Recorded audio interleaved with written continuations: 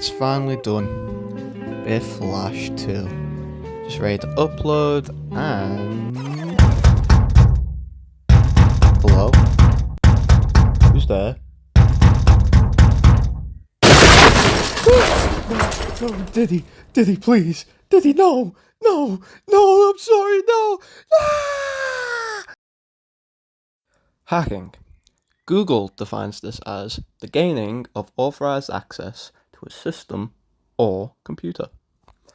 In movies, this translates to authorized access to practically anything. Oh yeah, here's some alien code, decode that real quick.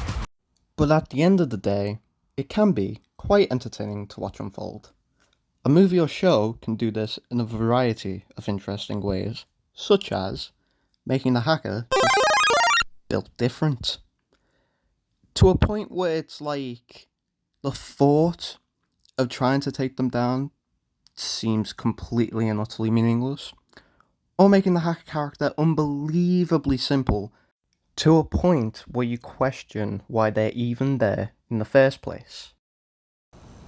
I'm looking at porn. Now, trying to mix these two types of characters can be done, however, it all depends on the scope of your movie and how serious you're taking the trope. For example, take the character of Glenn Whitman, played by Anthony Anderson, from the hit 2007 classic Transformers. Yes, we're talking about Transformers. No, I'm not making a Transformers review. You won't make me! Anyway, a personal favourite of mine when it comes to mixing the two characters we talked about earlier. Anthony, still living with his mother, is claimed to be the best hacker that Maggie, the blonde woman in the scene, knows.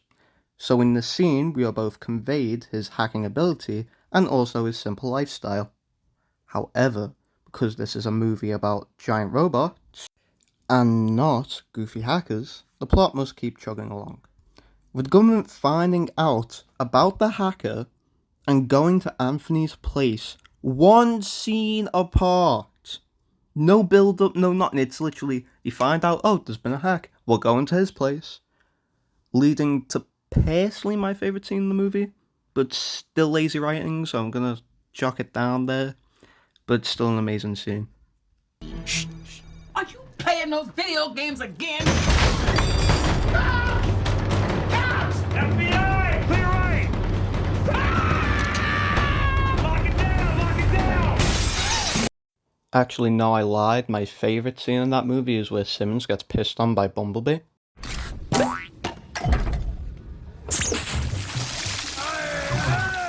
Bumblebee, stop lubricating the man. Get that thing to stop! An example of a more serious hacker character is Neo from The Matrix, which I'm pretty sure speaks for itself. And I know he's not a traditional hacker character, but he counts. I checked. Google said so. Like, just look at this ass whooping he's giving to all of these guys right now. Also, on an unrelated note, might be a hot take, I prefer Keanu Reeves' performance in this to the first John Wick. I've only ever seen the first John Wick, so maybe my opinion will change. Let me know if you want to see a John Wick ranking review thing, and we'll see. Now anyway, back to the scene, which perfectly shows off Neo's abilities to control the Matrix, while also showing he's not a god in this world and can still be damaged. You never want your hacker character, or frankly any character, to feel completely unstoppable. This is due to the fact that the conflict then has to be astronomically high for the audience to care. Now, for our final hacker character today, I had to look into the depths of hell itself, and I found the Emoji Movie. I know. However, we must tread on, brave souls, into the abyss to come out stronger. So, let's begin this battle. Jailbreak is what I would call a lazy hacker character, Now, I know calling any character from this movie lazy is an understatement, the understatement of the year, but let me explain.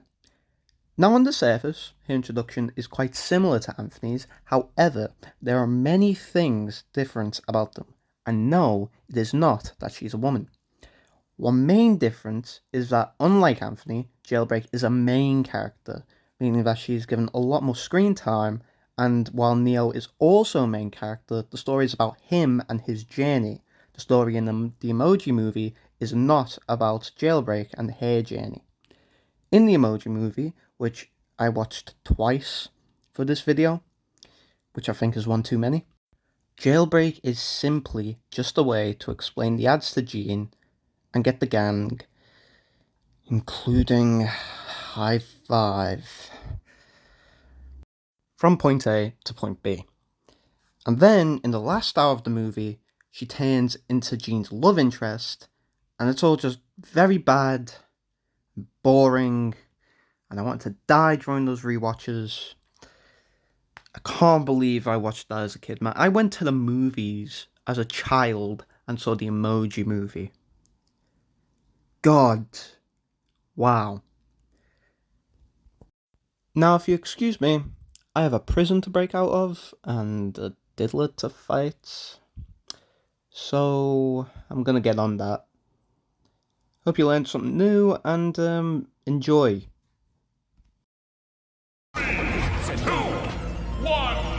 I tell them like this here. I like you, and I want you. Now we can do this the easy way, or we can do it the hard way. The choice is yours.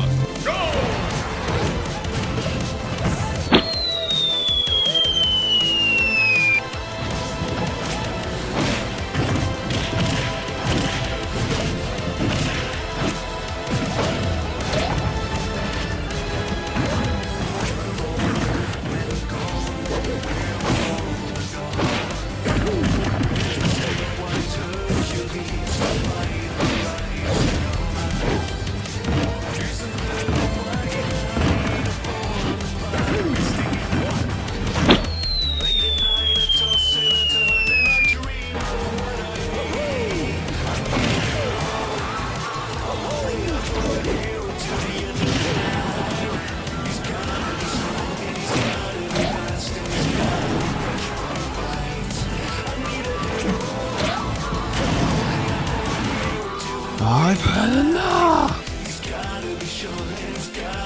Benji, what are you doing here? I'm here to help.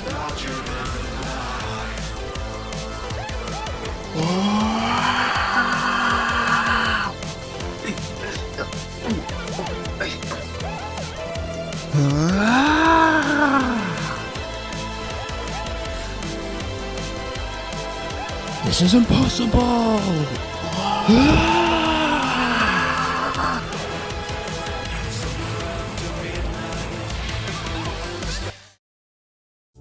I'd like to thank Benji Sandero for hopping on with a few lines there, and I'd also like to thank you for watching till the end. Bifflash 2 will be coming, but gonna take a while. Probably not until next year.